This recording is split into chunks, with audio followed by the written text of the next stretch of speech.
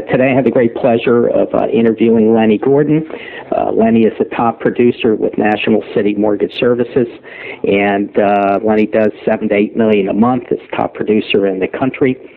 And before we actually start, everybody always has an interest in where you came from and how you got in the business. So maybe we ought to, where'd you grow up?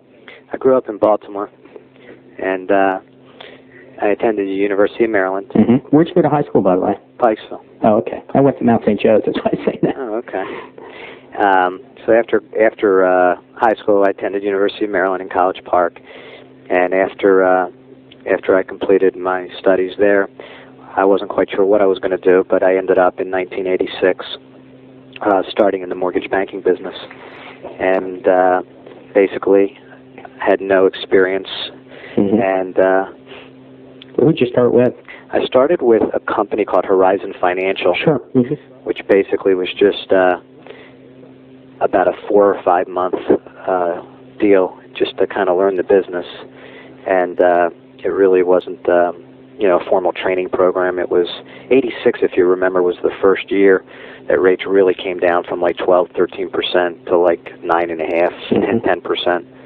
So it was just a lot of learning out on the field and on the phone. And beginning of 1987, I joined National City. So I've been really only with one company throughout my whole career. What did you notice the difference in companies when you started? I happen to know a little bit about your company, but what was different about this company and why did you choose it? And by the way, I always caution everybody in every tape, we don't want to discuss anything proprietary about your company. What was different? Why did I choose National City? Yeah. Mm-hmm. I mean, in my opinion, most of the companies that I met with had the same type of menu of products and programs, and that wasn't my priority, who had the best rates or best programs. I figured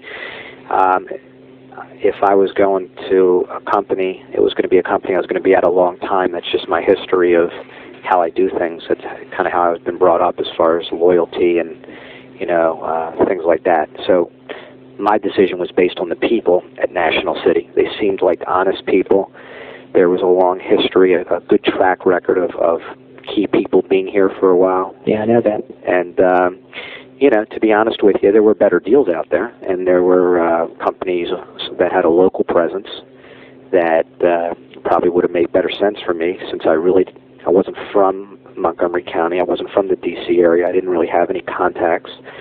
And joining a local owned mortgage banking company that had a presence in the area probably would have been a lot easier. It would have been a lot easier to get business from banking customers, people who would have known the name. It would have made it a little easier. But I chose a company that had no presence at all in the area.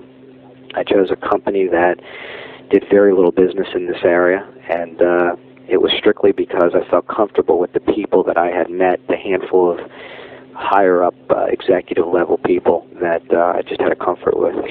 There's something, though, that strikes me, and that is, since in relative terms, me being an old man at 57, you haven't been in the business for a long time, maybe longer than most on an average basis, but you do knock out $7 to $8 million a month, and you really are a top producer. And I'm just kind of curious what gave you your fundamentals initially in that first year or two, because most people who produce the kind of volumes you do, they had a real good grounding in the first year or two. So I'm curious what happened to you that set this tone. Well, mine goes back a long way. My upbringing from my family, my parents, the examples that they showed to me as I was growing up and throughout my high school and college years, I think the success that I've had really is just a factor of the way I was brought up and how I saw my dad go out to work every day and the type of people that my parents were. It really, I wish I could tell you there was some secret that I took some kind of training class or I took some motivational class on sales, but it really, goes back a long way. You know, you're not the first person to say that. I'm not saying, as a matter of fact, maybe only a small percentage of the interviews I do that people focus on their younger years, even back into their formal upbringing by parents. But I do talk to quite a few people that their grounding starts in the way they've been raised. Yeah, I think whether I would have sold mortgage products or sold anything else or whatever line of work I was going to go into, I just think that there was a motivation to succeed, to just sort of show my family that hey, you guys did a good job and this is my way of showing you. Mm-hmm. So I don't really have any secret formula to tell anybody about how to originate loans, and it doesn't come easy to me. I still have to work very hard every day, and I never ever take it for granted. I've never gotten to the point where I said to myself, boy, this is pretty easy. I'm just going to sit back and wait for the phones to ring. I'm out every day trying to establish new relationships because you never know when the old relationships may go away for whatever reason. Mm-hmm. I want to jump back to some of your earlier years first, though. And when you started off, not just with your first company, but with National City, was it the kind of the old school where they gave you a manual and gave you a couple of days and then said kind of hit the road and good luck? Yeah. Did you go after realtors? How did you start your business? I don't even think there was a manual, but basically I graduated college and immediately went to work within the first month and knew nothing about mortgage banking. And I wasn't given a manual. I was basically just given a book on mortgage banking. And I read the book, and then I went out every day. There was really nothing to do in the office, so I went out every day to visit realtors. I determined that there was an area that I thought would be a good area, a good mix for me. And I went out in that area and basically saw every realtor that I could see. How old were you at the time? Because it sounds like you were pretty young, which, yeah, I was, as you know, can be a disadvantage in this business when you're starting out, just visually. I was probably about 21, 22 years old. I mean, literally, it was right after graduating college.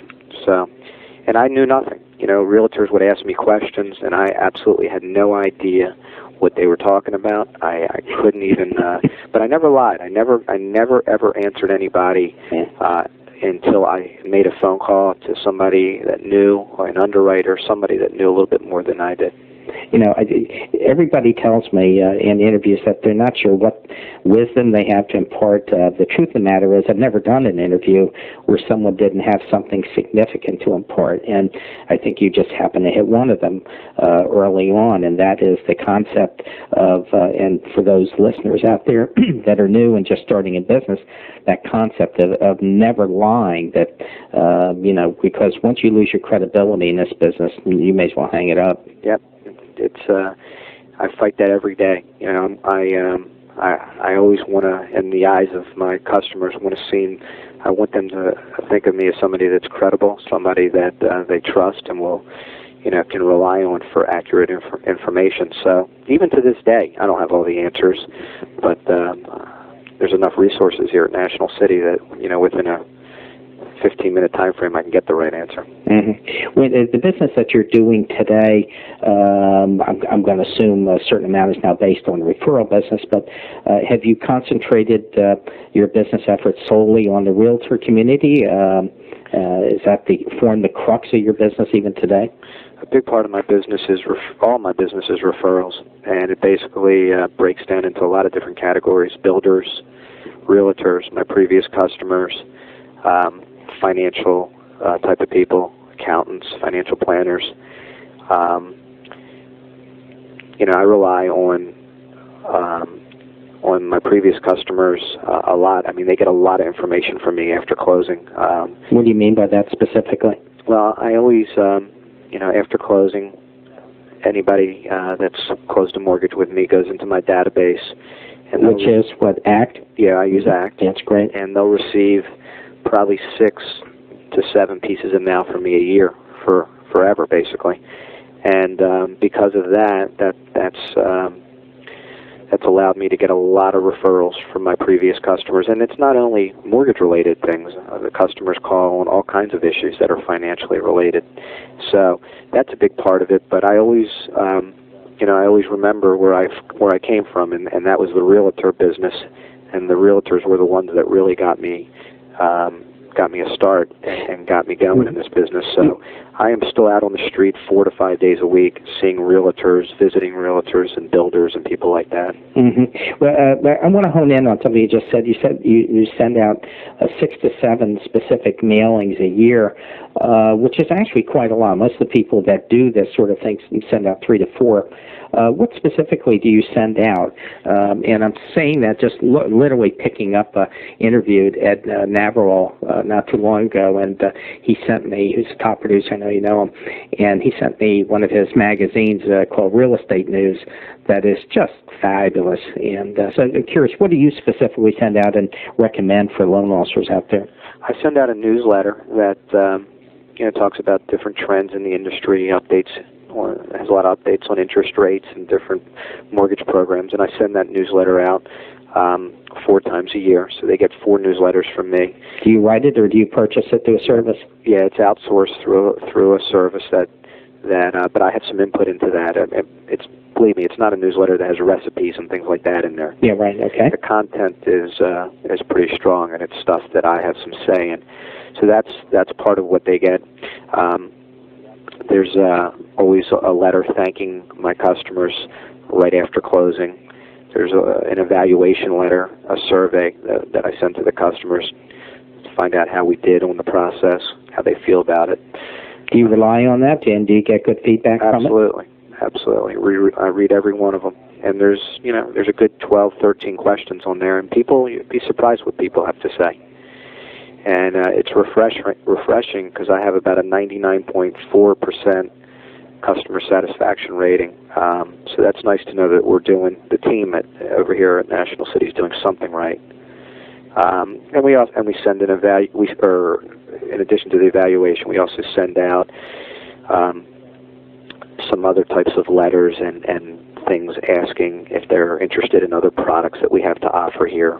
So you cross-sell. Exactly. So between the newsletter, the thank you, the cross-sell letters, and it adds up to about 7, sometimes 8 pieces, a happy anniversary letter, a Christmas card.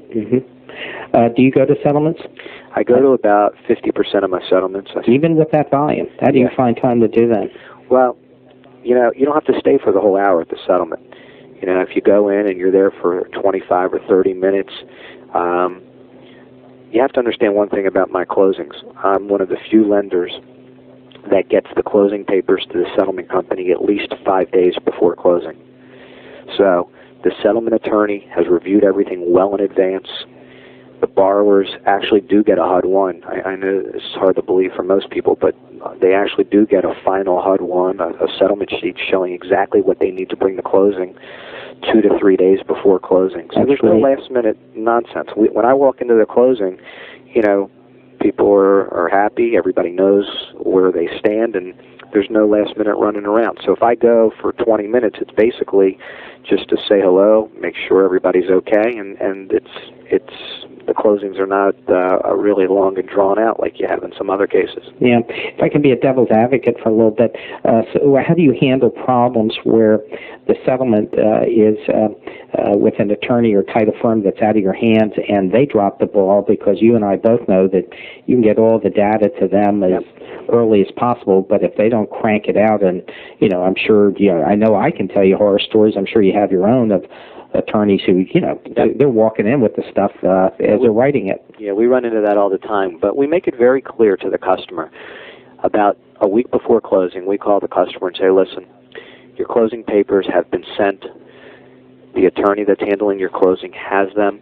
If there's any more information that you need, like how much your check should be or any other information that you need, your contact person is the settlement attorney. Now, see, I like that. Right there is a good point for our listeners out there, where you're really kind of getting pre-absolved up front. It's like taking the objection away before they get it. Yeah, we make it, and I'll tell you, this really seems to work in our case, because the customers will start to call over to the attorney's office, They want their information. I deal with a lot of high-end customers, so you have to understand a lot of these customers are being relocated here, and they're not responsible for their closing costs. The company's picking them up.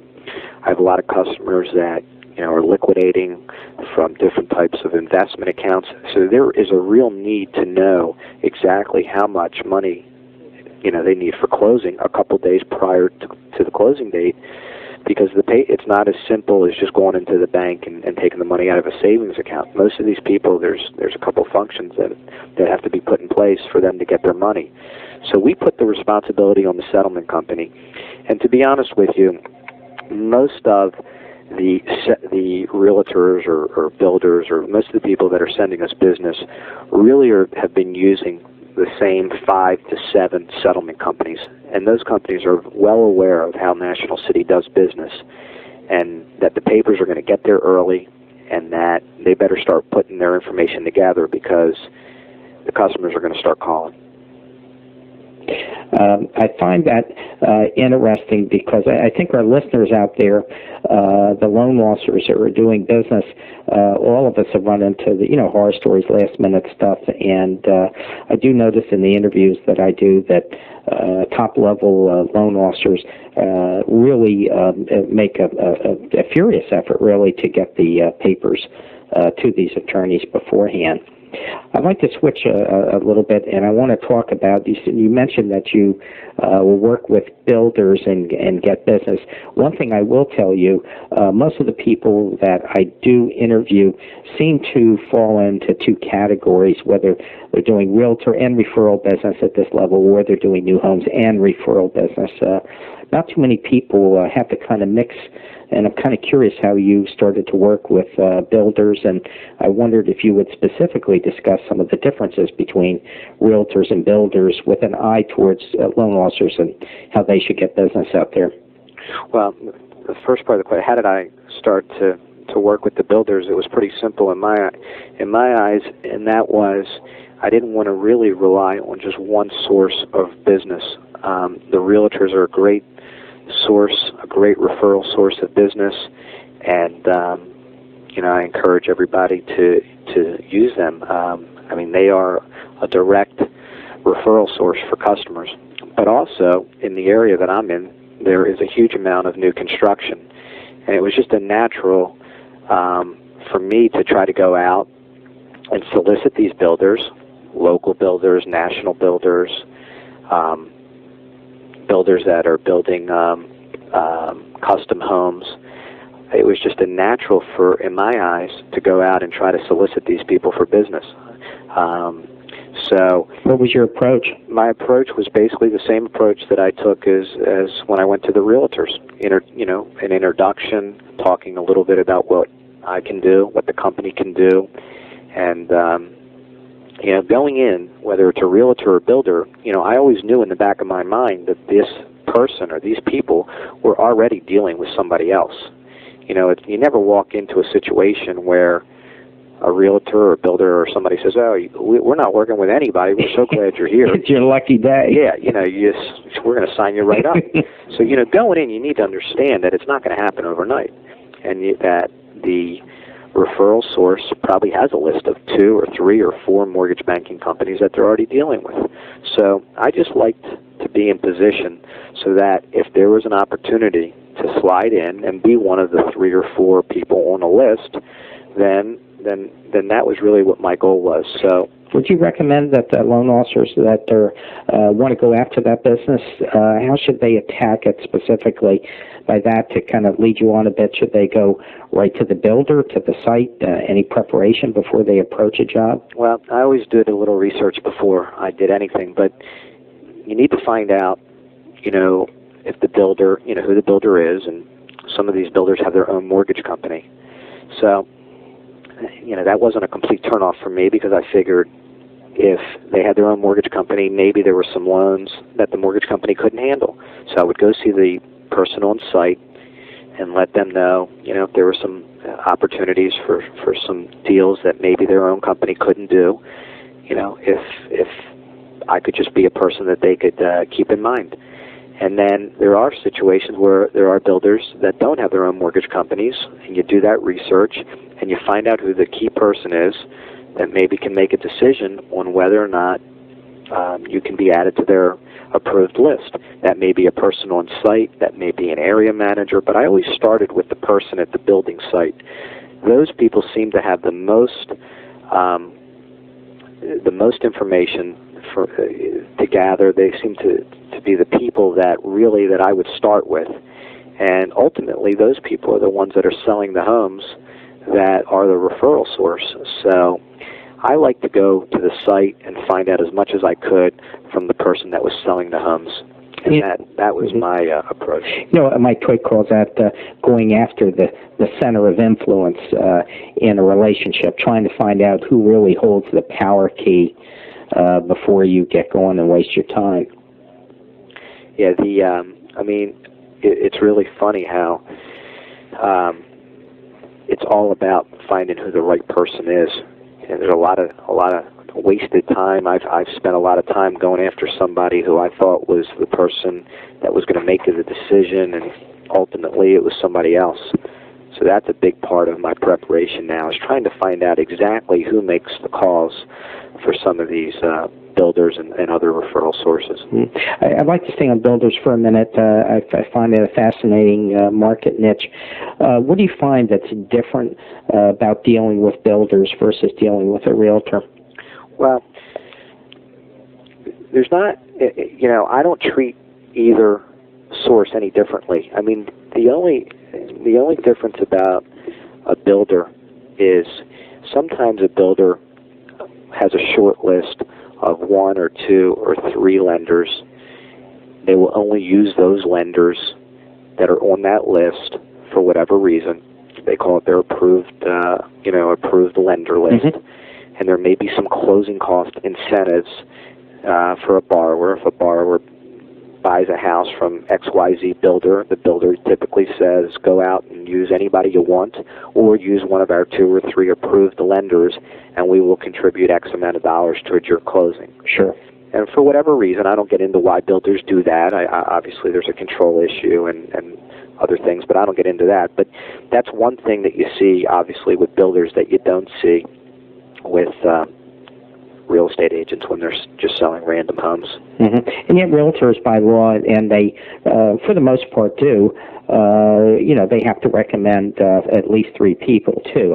I don't believe there's any codified law on that. I know the realtors promote that. The ways to get around that, they give the 3 names out and, give a little wink and say, here are the 3 names, but I sure do like Lenny. Right. And I'm sure builders do that same sort of thing. Yeah. Builders also, I wanted you to address it, they do have different expectations than realtors. For example, last thing a builder wants to do is carry a construction loan over if he doesn't have to. You have compliance issues and stuff like that. So it is a bit of a different market in there. And do you have to have a different knowledge base? Well, the only thing that, I don't know about a different knowledge base, but the one thing that we basically do, or I do, when I get a loan from a builder is I treat it as though it's a loan like I've gotten from any other realtor or any other referral source. And in that I mean, when you do a loan with a builder, typically it's a loan that's not going to close for 4 months to a year, mm-hmm. depending on the type of house. And I do not get caught up in that closing date. I bring in that loan just like it's a loan, a regular resale loan that's going to close in 30 days. And we hustle around. We get the loan approved within 2 or 3 days. Using DU and... Yeah, we mm-hmm. use, if we can put it through our automated underwriting system, we get that loan approved as quickly as possible. We get commitment letters out to the borrower, the builder, there's a realtor involved, and we let everybody know that just, even though this loan may not be closing for 8 or 10 or 12 months, that we're bringing it in and we're moving quickly just like it's any other loan. So, and I know that's not the case at other places. In other places, sometimes these loans sort of sit for 3 or 4 or 5 months, and then they start ordering the credit and start, going through the whole approval process. And that's a situation I think that really, can hurt you down the road.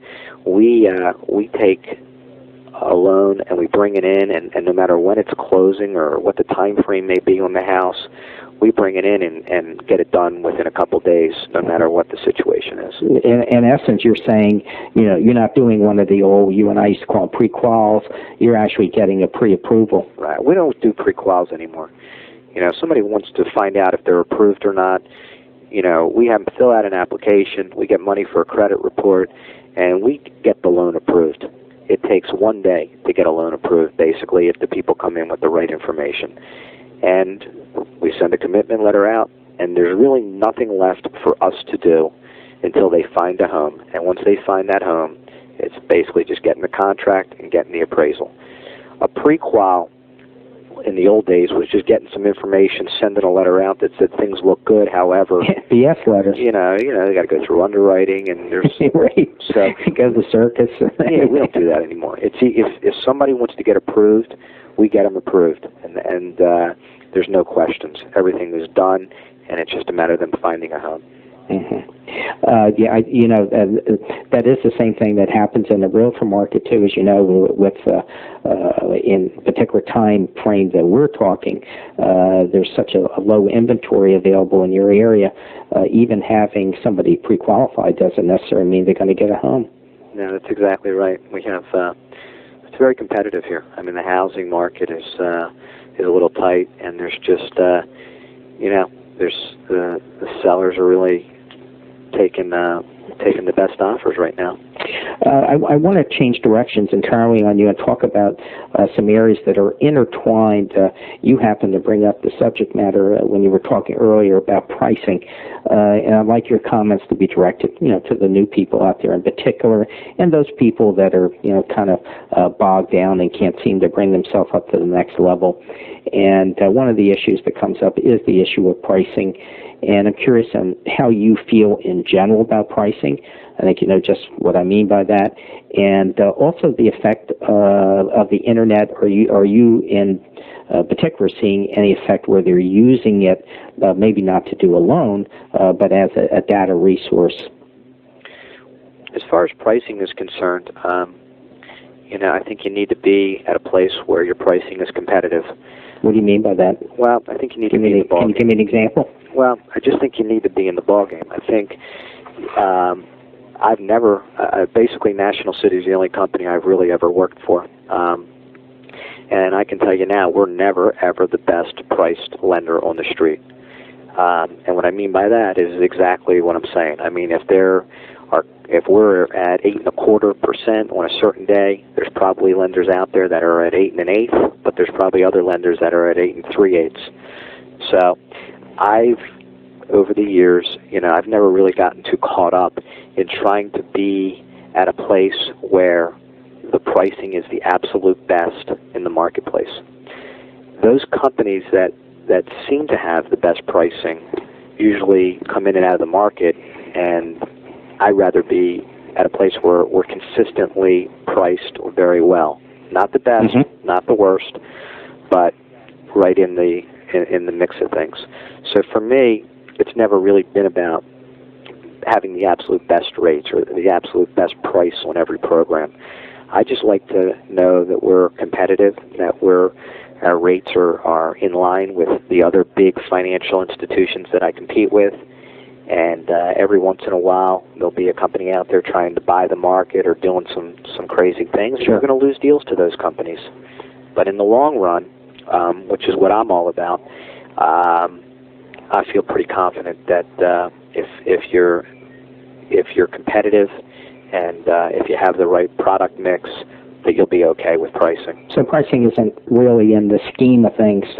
It's important, but it's not my number one priority of what I would look for in a company. And as far as the internet is concerned, I mean, the internet, we're basically we're not losing a lot of loans to the internet, but we are seeing people use that as an information tool, almost usually before they call and say, where are your rates? And we'll tell them, and they'll say, well, I found such and such rate, and we'll say, well, okay, well, where? And they'll say, well, I saw it on the internet, and it's that kind of conversation that's been going back and forth, and there's ways to deal with that, and we try to do the best we can. Sometimes you can't get over that hurdle, but right now for us, the internet is more of an information tool to customers to kind of get an idea of where rates are, I guess, on a national level. Yeah, I think it'll continue to be so too. I've had a lot of discussions in the interviews that I've done on the effect of the internet. I don't think anybody thinks it's going to strangle their business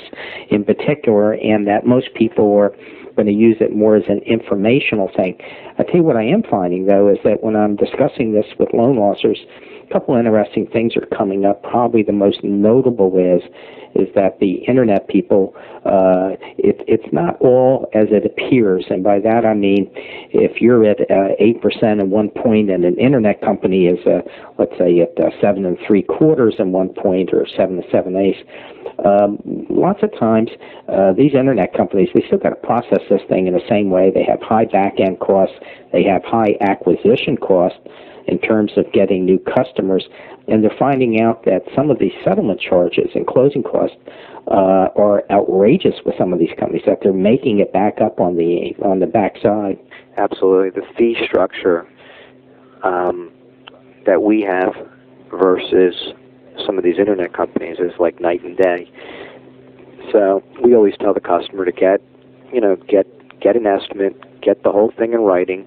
We'll compare it, and if it's a better deal, believe me, I'll be the first to tell the customer that, go with this other company. You'd be surprised how much business I've gotten from people who initially did not use me because I sat with them and I said to them, I honestly cannot do this loan because this company that you're talking to, even though they're out of state, even though they're on the internet, even though whatever, is offering you a better deal, you need to go with them. Well, you'd be surprised what happens when rates drop and they can't get in touch with that other company, or that other company was just a broker and sold the loan 4 or 5 times over, and they had no relationship with them. That's been a big part of my business. So if there's a company out there that's offering something better, we're the first to tell them, go take it. That's almost like in the whole land business, it's like a reverse sell, telling somebody, I have this one waterfront, but I really don't think you're going to qualify for it. Right. So, look, if some of these fees and some of these costs that these companies are charging, are excessive, and it's really not a good deal for the customer, it's pretty clear for them to see when they compare, a good faith estimate that we do and versus one that's done by one of these other companies. Do you ever encourage them to do that? Will you give them a good faith and ask them to go back? Absolutely. Mm-hmm. I don't like surprises. So, if somebody is questioning whether there's a better deal or not, and they want to see it in writing, we give them everything up front. We even print out some of our closing papers for our customers prior to closing so they can see what agreements and what documents they're going to sign. There's nothing hidden here. I mean, if people want to see things, we'll give them anything they want to see so that their comfort level is where it should be. I want to do something tangential to what we're talking about, and that is talk about relationship selling. And maybe we can start off the discussion by a question, and how do you deal with relationships and the importance you put on it? A specific question to that would be, do you take your apps in person? You've already talked about going to settlements, but how do you deal with your customers? Well, the relationship that I have with my customers is a relationship that I hope is going to last me a long, long time. So right from the get-go, it's very important for me to establish a good rapport with the customer. And what that usually entails is many phone conversations, taking all my loan applications in person, going, if there's paperwork, additional paperwork that there's questions on, like truth in lending or an armed disclosure or something that comes in the mail and the customer's confused, going back to see that customer a second or sometimes third time. In person. Mm-hmm. And I got a lot of miles on my car, so I find that interesting.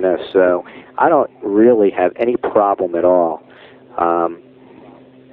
going and seeing customers once, twice, sometimes 3 times, because these customers are really a huge, huge part of my business going forward.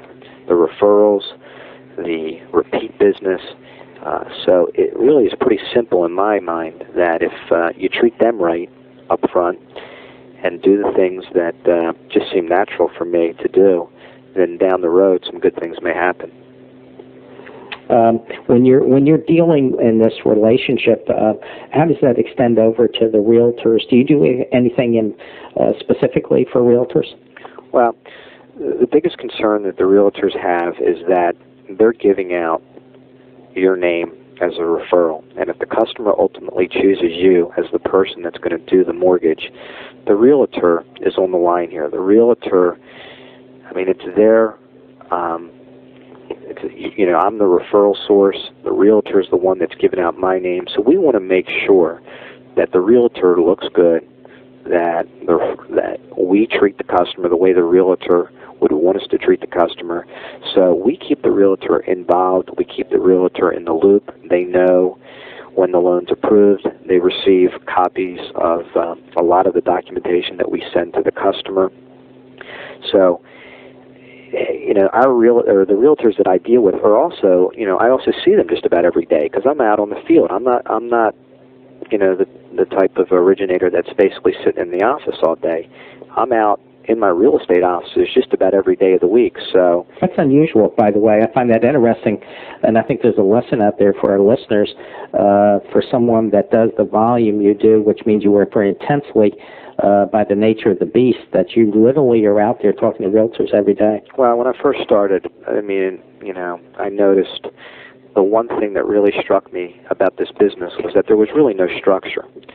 I was working with other originators who had a schedule that just to me seemed very unstructured. They would come in certain days late, they would come in certain days early, they would work half a day, they would see a realtor once in a while. They'd go play golf on Tuesdays. So I made a decision very early on that I was going to have some type of structure to my day. And I've had the same schedule every single day, basically, since I've started. And I basically stick to that. And it's pretty simple for me to do that now that I've done that for 13 or 14 years. What does that specifically involve? My day is the same basically every day, and I usually come in the office around 8 o'clock in the morning, handle phone calls, go through my files, go through my calendar of closings, do what I need to do inside with the people at my company. And then about midday or about 12:30 to 1 o'clock, I leave the office and I'm out making sales calls. And I'm out at my builders, my realtors, wherever I need to go. I'm usually running around from about 1 o'clock to about 5 o'clock. Mm-hmm. And then the appointments start.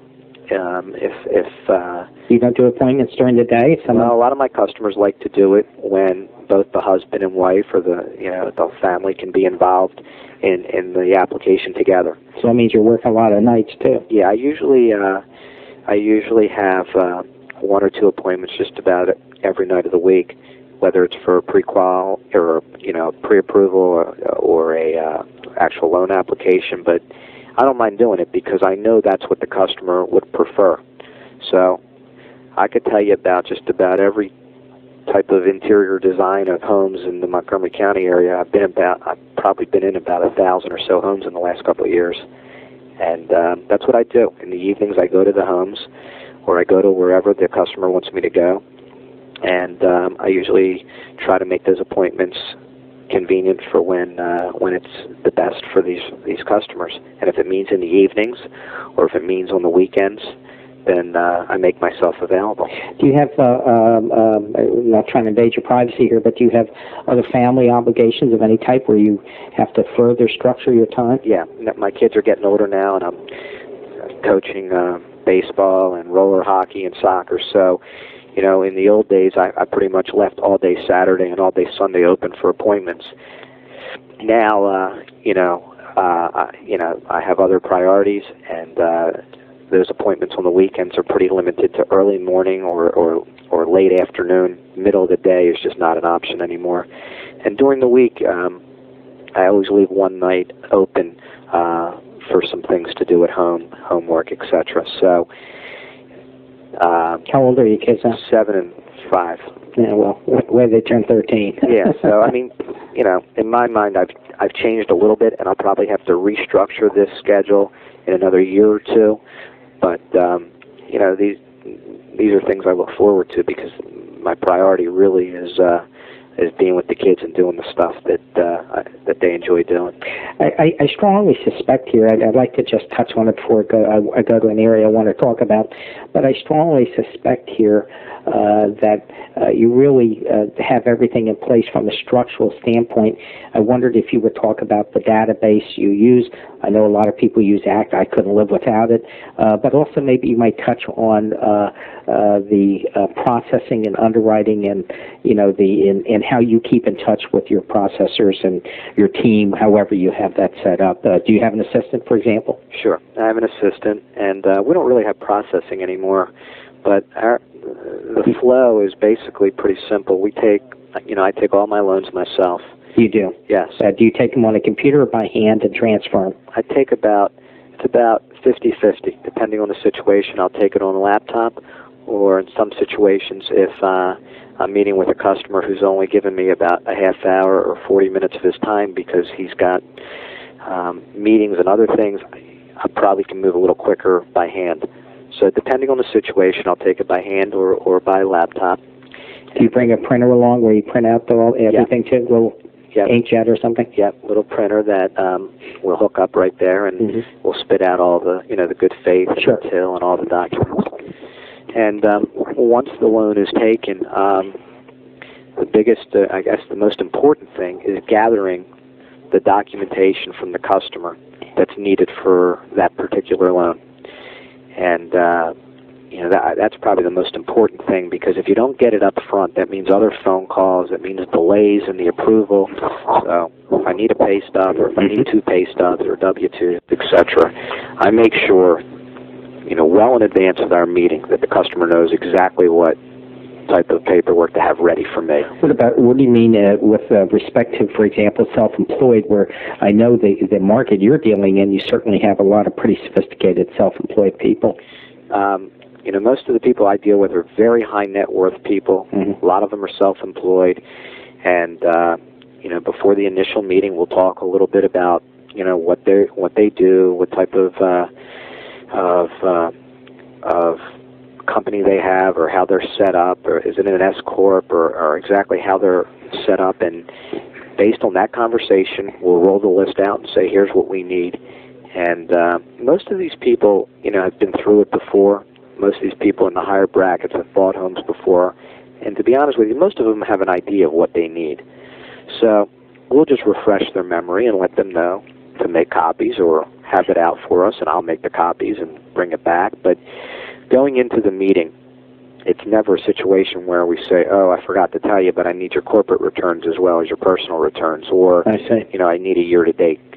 Prior to any application, the customer knows exactly the paperwork that's needed. But lots of times, you know, once again, to be a devil's advocate here, you know, lots of times they're not going to have year-to-dates, or they're not going to have some of these things that you're going to need at that point in time to get a DU decision. Yeah, depending on, you know, a lot. You know, I'm fortunate to work for a company that has a very good relationship with our investors, whether it's Fannie Mae or Freddie Mac, or on the jumbo side, you know, our different investors.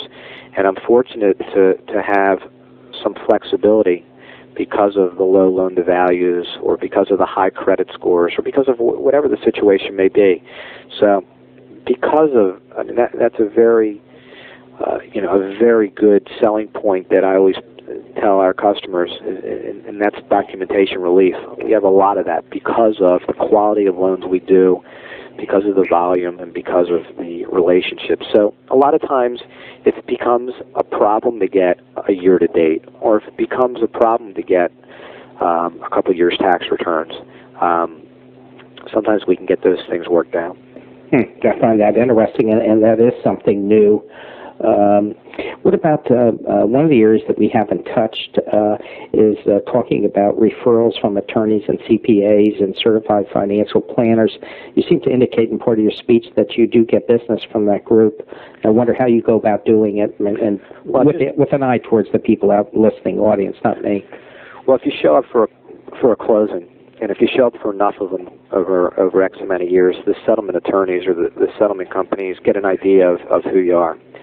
So, just from being basically available and being in the community and showing up at some closings, it doesn't necessarily mean you're going to get referrals. But the settlement attorneys, most of them that I deal with, have been around long enough to know, I guess, the good lenders versus the not so good lenders.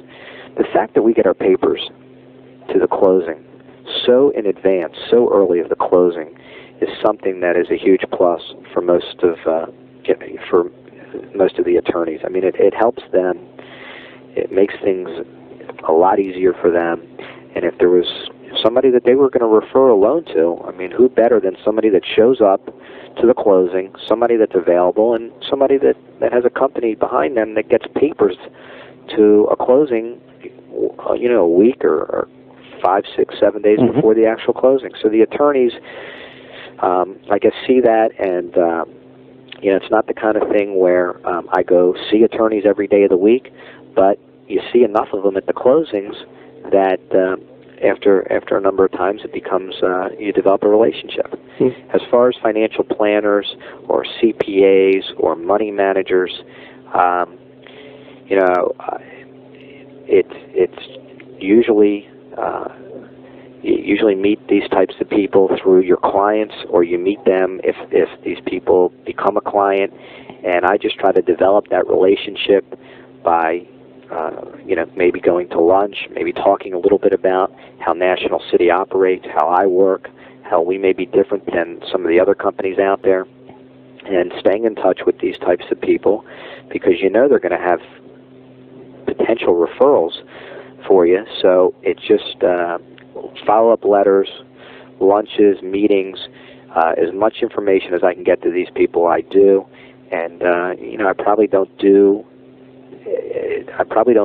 as good a job as I probably could, because there's so many of these people out there, but there's only how many of these people can you really see in a day? It's just a tough thing, but they are a huge referral source, because their clients really believe in calling them, and their clients believe in these financial people, and they use them as a good resource. Yeah, I think when you get a when a CPA or a certified financial planner says, you really ought to call Lenny up here for this loan, I mean, that's like the papal imprimatur stamping down on you. Exactly, and I also, when I get a referral, regardless of who it's from, I really treat that as, it's just, to me, a great feeling to know that somebody else has said, use Lenny or call Lenny. He's the guy to help you. I've never taken for granted the fact that they could tell you to call, they could tell people to call 50, 60, 100 other people. The fact that they've picked my name out really makes me feel good, and I've never lost track of that. And I think that's also very important, because as you do this long enough, some people sort of get to the point where they think it's an automatic, and it's never an automatic thing. I mean, there's hundreds of other people out there that are trying to get business as well, and you just can't lose track of that. How do you differentiate yourself from some of the other people out there in the marketplace? By that I mean, are there any specific things that you do? An example of that would be like holding housing seminars to get people in. I don't really know what a lot of other people do. I pay a lot of attention to what I do, and as far as what differentiates me from a lot of other people is, I just think that the way I handle my business, from the initial phone call through the process to closing to after closing, I probably get more customer service types of calls after closing. Everything from Lenny, I didn't get my payment book yet in the mail, or Lenny, how do I go about waiving my mortgage insurance, or I got a tax bill in the mail. And just, to me, that's a great sign that the customer, the first person they think of when there's any kind of issue with their mortgage, problem, question, anything, is that they think of me. To me, that's what it's all about. And I don't know, what I do. All I know is that I try to be available, be honest, and let these people know that for any reason at all, they can call me for whatever mortgage questions they have. I don't really have seminars for home buyers. I've just never gone down that road. I do hold a lot of training classes for the realtors. I try to keep a lot of the realtors up to date. There's just so many new programs out there. There's so many different things going on in the industry. So I try to focus most of my attention on the realtors, on the builders, and keeping them up to date on the new things that are happening within my company, within the industry. It sounds like, well, let me just ask you, do you have a social relationship? Have you found that you've developed a social relationship with some of these people? Or as someone I interviewed about a week ago was very adamant of the fact that she did not develop, nor did she even want, she's a very interesting woman, nor did she even want to develop a social relationship. She just wanted to plug away professionally, and that's how she did her business. Well, I'm not sure, everybody's got, I guess, a different definition of a social relationship. My relationship with my realtors and the people that I do business with is professional, yet they know about my family. They know, they always say, you got any new pictures of the kids? I always take out, over the holidays and over birthdays, take out my realtors to lunch. So, I try to do a little bit of both, mix a little bit of fun with the work. And I'm a big sports fan, and I know a lot of the realtors and a lot of people I do business with like going to see the baseball games and stuff. So, we'll have a little bit of fun. There's nothing wrong with that. So it sounds like you kind of have a mix.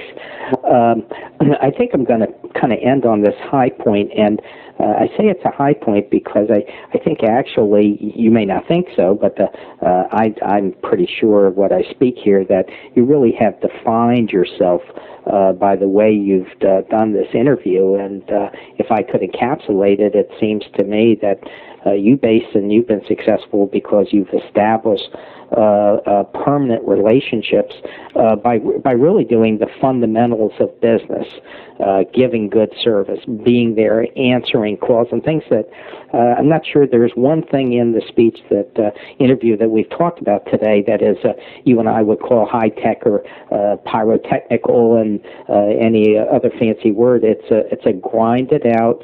Give your customer good service, enjoy yourself along the way, and you'll make money too. It's worth noting in this conversation that you did not mention personal money, once in the conversation as a goal of your life. So I can only assume that is not your primary goal. It's a fulfillment of your life and family. So. I wanted to thank you very much for your interview. I thought it was excellent, and I wish you the best, Lenny. Thank you.